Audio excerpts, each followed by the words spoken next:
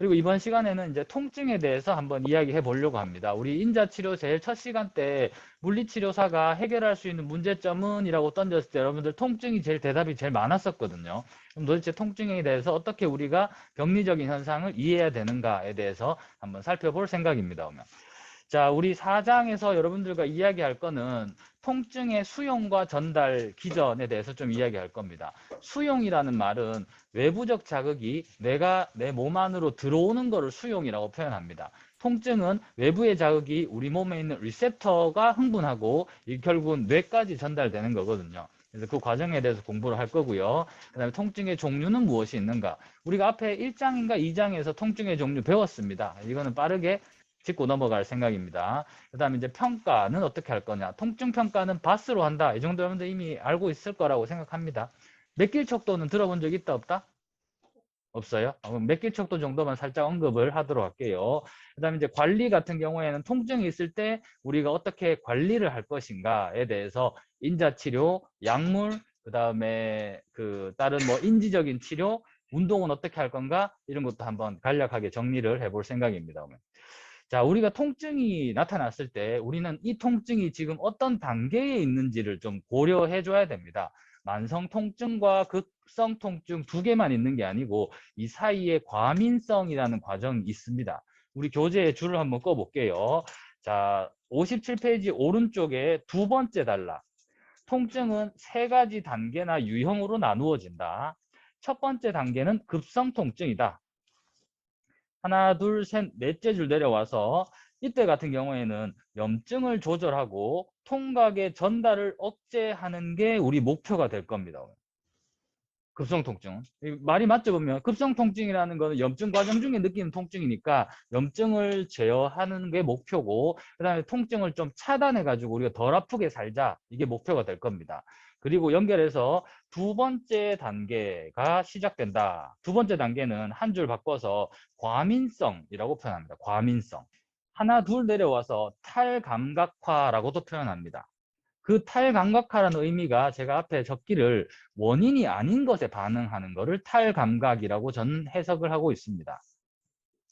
원인이 아닌 것에 반응하는 것. 원래는 염증 반응 때문에 이 반응으로 인해서 내가 그거를 감각으로 느껴서 통증을 느끼는 건데 그게 아닌데도 불구하고 괜히 쓸데없는 것에 통증으로 지각한다는 겁니다. 그거를 과민성 탈감각화라고 표현합니다.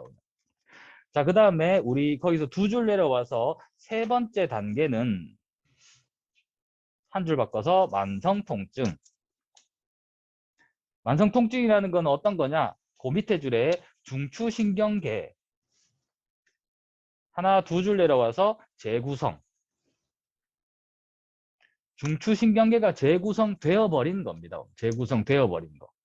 자, 한번 예를 들어 볼게요. 어떤 사람이 무릎에 관절염이 벌어졌습니다. 그러면은 관절을 삐끗해 가지고 염증 과정을 경험하겠죠. 그때 당연히 우리는 통증이라는 걸 느낍니다. 근데 무릎에 아픈 걸 생각해 보면 걸어갈 때마다 무릎이 아파요. 슬슬 짜증나기 시작하겠죠. 짜증납니다. 그러면은 무릎으로 인한 통증 말고 짜증으로 인한 통증을 느끼기 시작하는 거예요.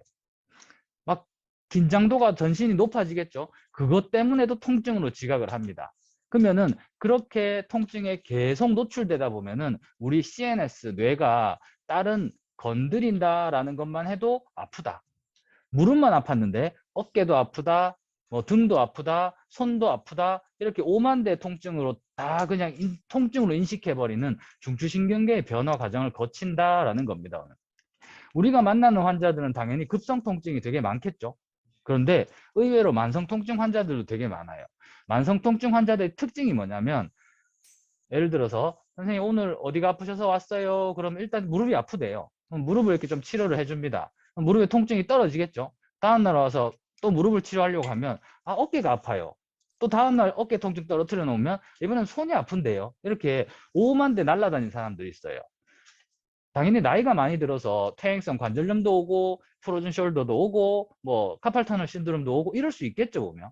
근데 그게 진짜 각각의 질병인 건지 아니면 만성 통증으로 인한 이상한 반응인 건지는 확실히 구분을 해줄 필요가 있습니다. 만성 통증인지 구분하려 그러면은 스페셜 테스트 해보면 돼요. 카팔 터널이라고 손목이 아프다라고 호소하는데 실제로 이런 검사해 보면은 카팔 터널 환자들의 반응과 좀 달라요.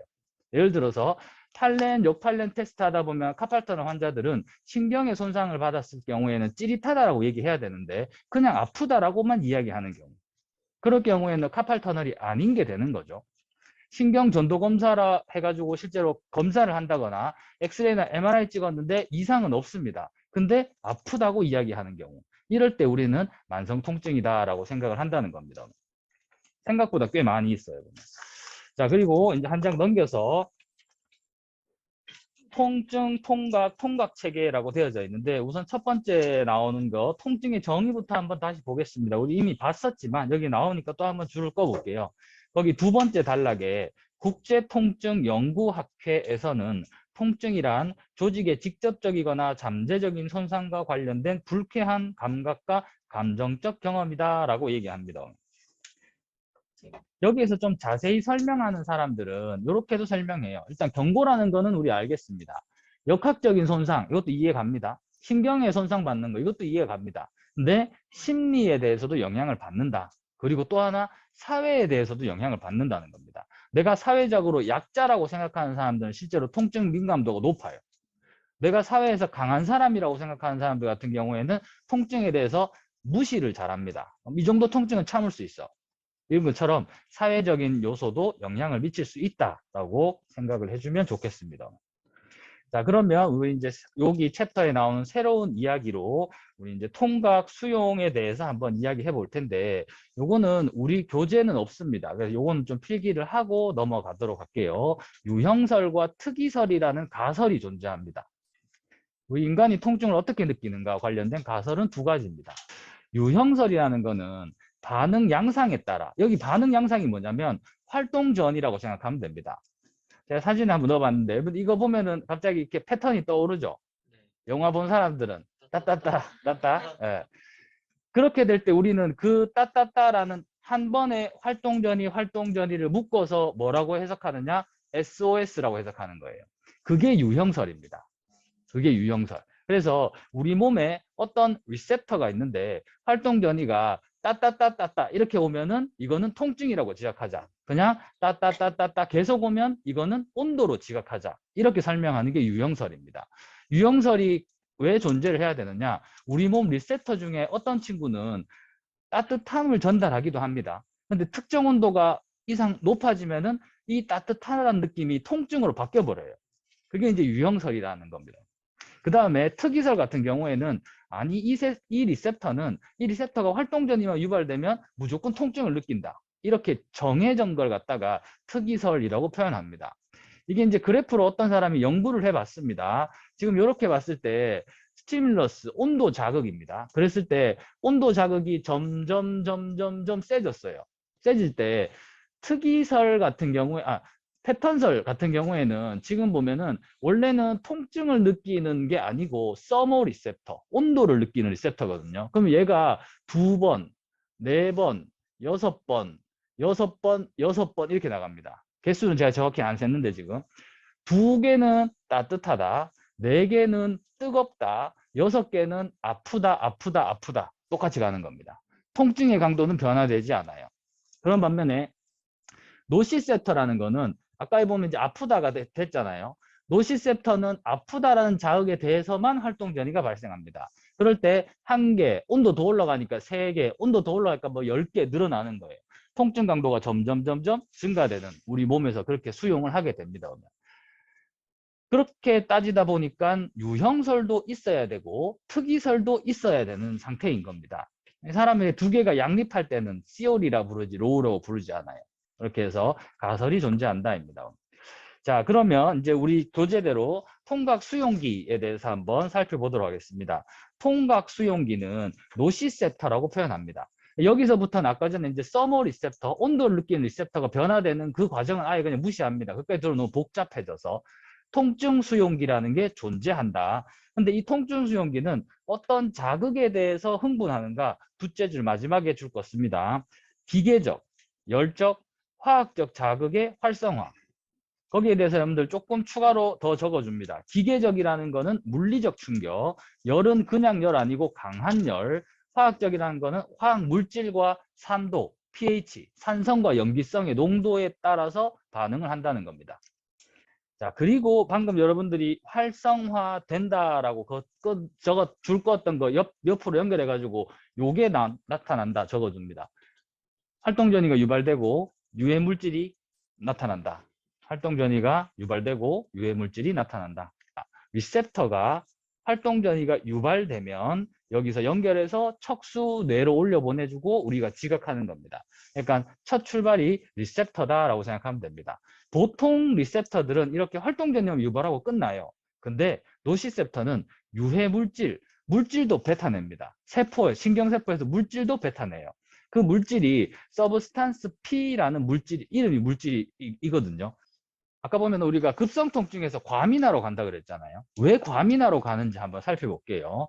여기 보면 녹셔스 스티뮬리, 내 몸에 나쁜 유해한 자극이 들어왔습니다. 그러면은 프리널브 엔딩, 이거 같은 경우에는 유해성 감각을 느끼는 거 아니고 일반 리셉터입니다. 근데 유해성 자극이 왔을 때 얘는 일반 느낌을 느껴서 올려 보내줘서 그냥 느낌이 있네라고 전달해 줍니다. 근데 또 하나 노시셉터라는 통증 자극, 통증 수용기도 활성화가 되거든요. 그러면 액션 포텐셜이 나와서 뇌로 전달 보내주면 끝납니다.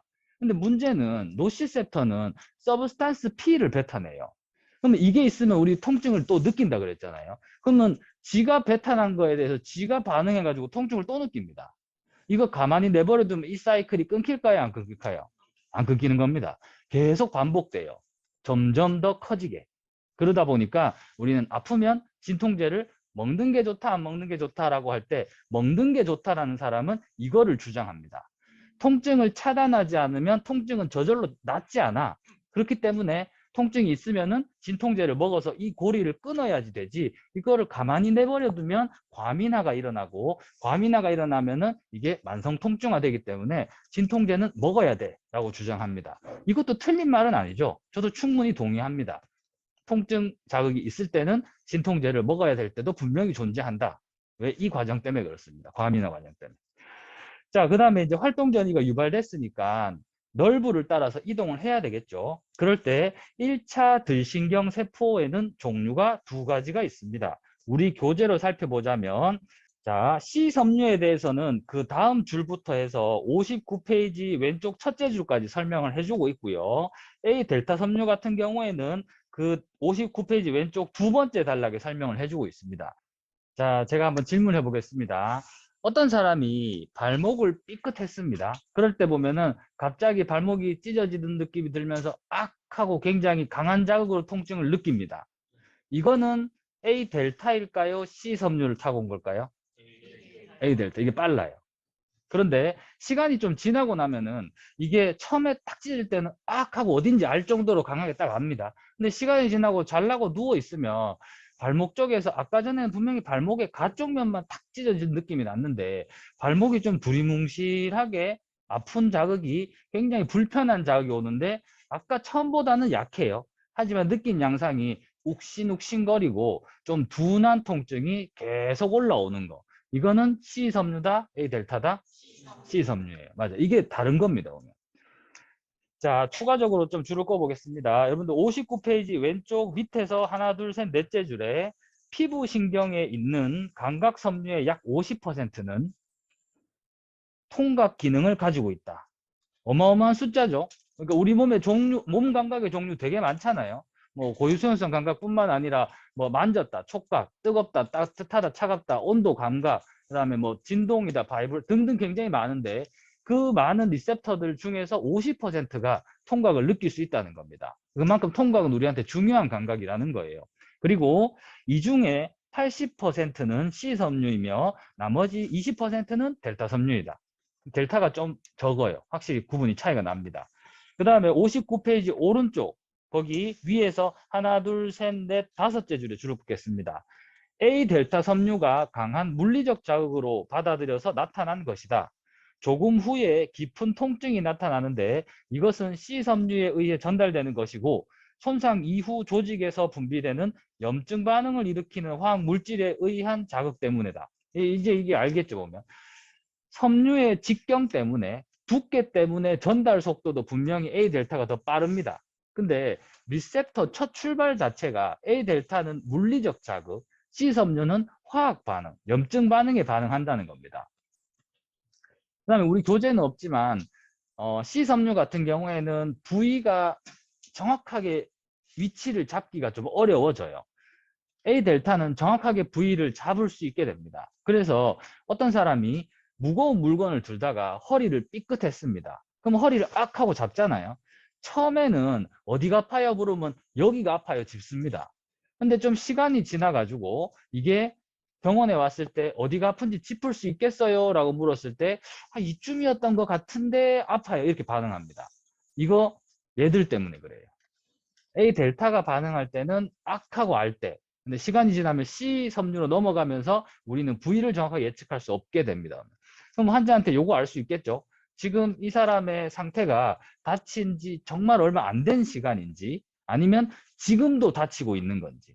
그래서 디스크 환자들 같은 경우에 디스크가 이렇게 돌출했잖아요. 그러면 진짜 디스크 돌출 때문에 아픈 사람인지 아니면 파셋 조인트인지에 대해서 요걸로 꽤나 구분이 가능합니다. 자, 그 다음에 우리 60페이지로 넘어가서 중추 전달로라는 게 나오고요. 이 관문 조절설이라는 거는 우리 인간이 통증을 느끼는 것과 관련된 척수에서 하는 일이라고 해서 해석을 할 수도 있고요. 그 다음에 또 하나는 관문 조절설 진통 이론이라고 해서 관문 조절설 통해서 우리는 환자의 통증을 제어할 수 있다라는 걸로 설명이 되기도 합니다. 그래서 이거는 우리 물리치료에서 거의 대부분 전기치료의 치료적 백그라운드를 제시해주고 있는 겁니다. 되게 중요해요. 국시에서도 정말 자주 나오고 아까 전에 우리가 통증을 전달하는 엑손의 이름들이 A 델타와 C 섬유였습니다. 우리 교재 그림에도 보게 되면 보라색 선, 가는 보라색 선 이름이 A 델타와 C 섬유들 이거를 유해 자극이라고 표현하고요. 또 여러분들 좀 추가로 적습니다. 이걸 갖다가 스몰 파이버라고 적습니다. 스몰 파이버. 엑손의 크기가 상대적으로 작아요. 이 친구들은. 그다음 밑에 보면은 베타 섬유 무해 자극이 되는데 그 여기에다가는 라지 파이버라고 좀 적습니다. 라지 파이버. 자, 그럼 이제 한번 봅시다. 일단은 우리 몸에 통증이 들어온다는 거는 스몰 파이버에서 액션 포텐셜이 전달됩니다. 그런데 우리 교재에서는 SG셀하고 연결을 아예 안 시켜버려 놨는데 SG셀도 연결이 돼요. 근데 SG셀한테는 일하지 말라라는 명령을 내립니다. 그런 반면에 T셀한테는 일하라라는 명령을 내려요. 그러면 얘는 일단 일을 안 하니까 이거는 없습니다. 즉, 이 섬유는 T셀한테 활동 전이를 유발하고요. T셀이 활동 전이가 유발되면 우리 뇌에서는 통증이라고 지각합니다. 인지를 해요. 그런 반면에 라지셀 쪽 같은 경우에는 쭉 가다가 SG셀한테 활동하라라는 명령을 내립니다. 근데 그 SG셀의 또 다른 이름이 억제사이 신경세포예요. 억제사이 신경세포. 이니비토리 뉴런이거든요. 인히비토리 뉴런은 뭘 하는 친구냐면 자기가 흥분 자극을 받아서 흥분하면 자기 다음 친구를 억제하는 일을 해줍니다. 그래서 억제사이라고 표현해요. 그러면 자, 라지 파이버에서 와서 얘도 활동전이 만들고 얘도 활동전이 만듭니다. 그런데 얘가 활동전이가 유발되니까 얘한테 일하지 마라는 명령을 내려버립니다. 마이너스 일하지 마라고 명령 내리니까 결국은 우리 뇌에서는 이렇게 타고 들어오는 건 통증으로 인지하지 않는다라는 겁니다. 이게 보면은 관문 조절 기전이거든요. 근데 이게 왜 중요하냐? 우리가 사람 몸에 자극을 줬을 때 스몰 파이버들은 속도가 느려요. 전달 속도가 느립니다. 라지 파이버는 전달 속도가 빨라요. 보면. 그런데 어느 날 사람이 아픈 사람이 왔습니다. 그러면 지금 스몰 파이버가 계속 일을 하고 있겠죠. 근데 내가 이 사람의 통증을 제어하기 위해서 마사지 자극을 해줍니다. 마사지 자극을 해줘요.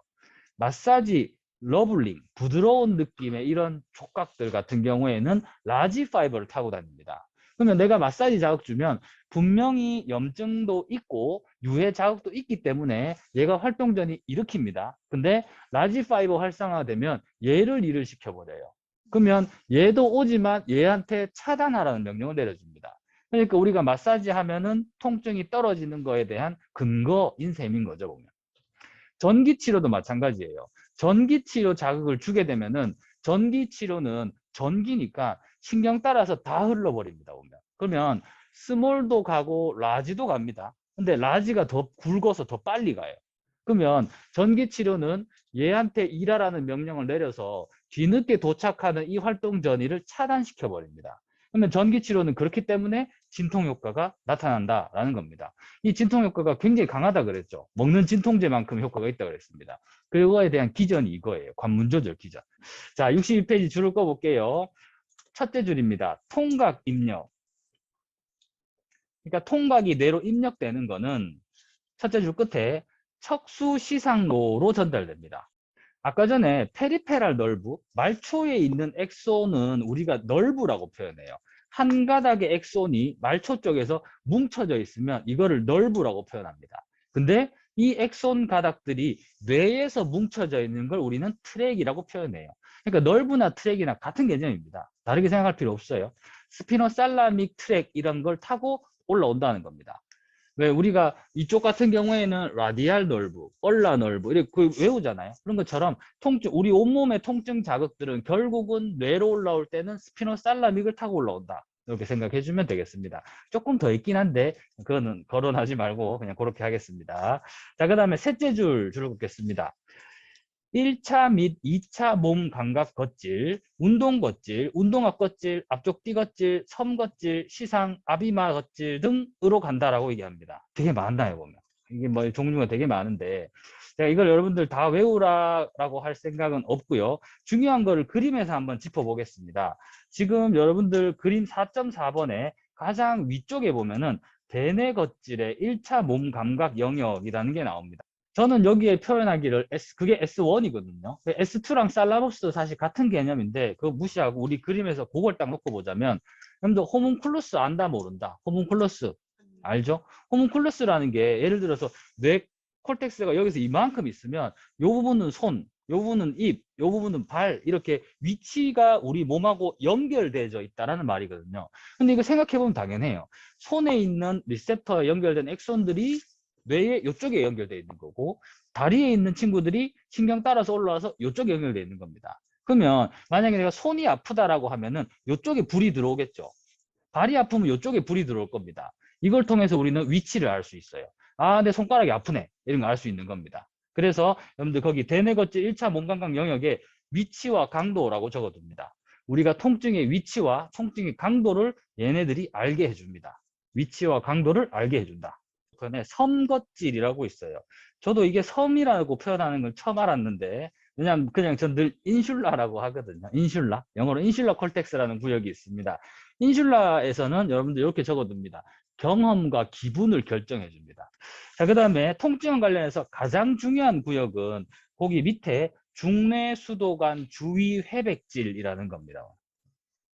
페리오 에퀴닥탈 그레이 메타라고 영어로 표현하게 되는데 저거는 통증 인지의 뇌 출발이라고 좀 적어주세요.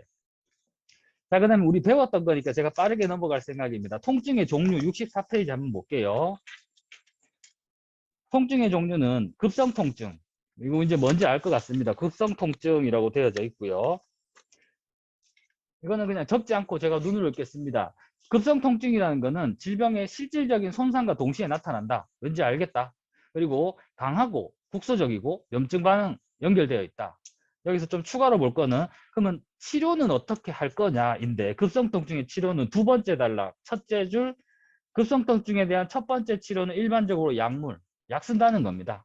우리 의학적으로 보면 약 쓰는 게 맞아요. 급성 통증 약을 쓴다. 그 다음에 밑에서 셋째 줄 환자 교육, 냉동요법, 열치료, 압박, ES, 전기자극, 전기치료 이런 것들이 우리가 급성 통증을 만났을 때 해야 되는 겁니다. 근데 여기서 굉장히 좀 흥미로운 게 교육이에요, 교육. 환자가 아프대요. 나 여기 지금 발목이 너무 아프다라고 하는데 교육을 해주랍니다. 이 교육 왜 해주느냐? 만성으로 넘어가는 걸 막으려고 해요. 만성으로 넘어가는 걸 막는 거에 가장 중요한 거는 환자를 안심시키는 겁니다. 발목을 삐끗했는데 당신 이러면 평생 동안 이제 발목 다치겠는데요. 이런 말 하면 안 된다는 겁니다. 디스크 환자한테 디스크는 환자들이 90%가 있고 이건 분명히 재발할 겁니다. 이런 얘기 할 필요 없다는 겁니다. 그럼 환자는 그 통증에 대해서 과민화가 시작돼요. 내가 진짜 아픈 사람이구나 이렇게 되는 거. 나중에 환자들 만났을 때 물리치료사로서 봤을 때 이 별거 아니네요. 이 정도는 뭐 저랑 한 2주만 하면 다 나아요. 2주만 좀 참으세요. 이런 말들 하는 게 교육이라는 겁니다. 안심시키기. 이것도 물리치료사가 해야 될 일 중에 하나라고 저는 생각합니다. 오늘. 자, 그 다음에 우리 오른쪽 편에 만성통증 한번 보겠습니다. 만성통증 이것도 그냥 빠르게 읽어볼게요. 예상회복 기간 이후까지 지속되는 통증. 우리 이거 배웠습니다. 뭐 적을 필요도 없고요. 재밌는 통계가 있어서 한번 줄을 꺼볼게요. 만성통증 첫째 줄에 미국 전체 인구의 약 3분의 1이 만성통증 환자래요. 어마어마하지 않아요? 3분의 1이 만성통증 환자랍니다. 우리나라는 몇 프로인지 잘 모르겠어요. 근데 미국은 저희들 조사해보니까 3분의 1이라는 겁니다. 그 다음에 그 다음 거 한번 보겠습니다. 우리 교재에 보면은 말초성 신경, 65페이지 위에 1차성 만성 치매성 통증이라고 되어 있는데 이건 말만 듣다 어렵지 결국은 뭘 말하느냐? 레퍼드 페인입니다. 연관통, 굵은 글씨 보이죠? 연관통. 이거 설명했고요. 그 다음에 말초성 신경성 통증. 이것도 뭐 또 이런 이름들이 나오는데 이거 방사통입니다. 라디에이팅 페인 적어주세요. 라디에이팅 페인. 66페이지 보면은 이렇게 전형적인 연관통 패턴이라고 하면서 심장, 쓸개, 요관 이런 것들 나오니까 한번 좀 눈으로 봐두면 좋을 것 같아요. 특히나 심장병이 있을 때 빨간색 부분은 꼭 좀 여러분들이 체크를 해두면 좋을 것 같습니다. 빨간색 부분. 자, 그 다음에 66페이지 오른쪽에 보면은 중추성 민감화라고 되어 있는데 아까 우리 단계 배웠어요. 2단계 탈감각화 적어둡니다. 탈감각화. 그리고 67페이지에 정신사회적 통증이라고 나타나는데 이걸 저는 그냥 시민성 통증, psychologic pain. 영어로 하는 게 여러분들 더 쉽게 와닿을 것 같아요. 사이콜로직한 페인을 갖다가 정신, 사회적 통증이라고 종류에서 구분을 한다라는 겁니다. 자, 그럼 67페이지 통증 평가하기라는 게 있는데 한 장 넘겨보면은 68페이지에 시각 아날로그 척도의 숫자 척도, 바스. 이거는 뭐 여러분들이 저보다 더 잘할 거라고 생각합니다. 넘어가고요. 그 다음에 거기 보면 의미 분화 척도라고도 있습니다. 의미 분화 척도. 의미 분화 척도의 진짜 이름은 하나, 둘, 셋, 넷, 다섯, 여섯 번째 줄에 의미 분화 척도에는 맥길 통증 질문지가 제일 유명합니다. 그러니까 통증의 의미를 부여하는 겁니다. 한 장 넘겨볼게요. 70페이지 그림 4.9번을 보면 당신이 느끼는 통증의 유형이 어떻습니까? 라고 물어보는데 환자들은 이 문구를 대답을 잘 못해요. 그럼 이 문구를 누가 물어봐야 되느냐? 치료사가 물어봐야 됩니다. 환자들은 아파요지 욱신욱신 아파요, 두근두근 아파요, 찌릿찌릿하게 아파요, 우둔하게 아파요, 얼얼해요, 화끈해요 이런 단어 모릅니다. 그러면 그걸 치료사가 질문을 던져야 됩니다. 지금 여기 보면은 번호별로 이렇게 있는 것들이 서로 연관되는 것들입니다. 그래서 1번부터 20번까지의 통증의 양상을 여러분들이 하나 정도씩은 대표적인 걸 알고 있는 게 좋아요. 그러면 나중에 환자 만났을 때 이렇게 물어보면 되겠죠. 해석은 하는 거는 여러분들 알아서 공부해 보세요. 맥길 척도는 버전들이 좀 여러 개가 있고요. 그걸 갖다가 총점화해서 하는 버전도 존재를 하고 하나하나로 의미 부여하는 것도 있습니다. 해석 방법이. 그래서 그거는 여러분들이 나중에 셀프로 공부를 해보면 좋을 것 같습니다. 오늘.